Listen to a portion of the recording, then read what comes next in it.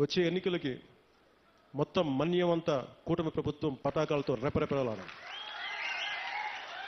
ఎందుకు చెప్తున్నానంటే 5 సంవత్సరాల విలువైన సమయం మీరు ఇచ్చారు. మీ ఓటు వేశారు. మీ ఓటుకి వాళ్ళు విలువ ఇవ్వలేదు. కానీ మీరు ఓటు వేయకపోయినా నేను మీ ఓటుకి విలువ ఇచ్చి ఇక్కడికి వచ్చాను. అందుకని నేను నెలకొక్కసారి వస్తాను అని మాట ఇచ్చారు.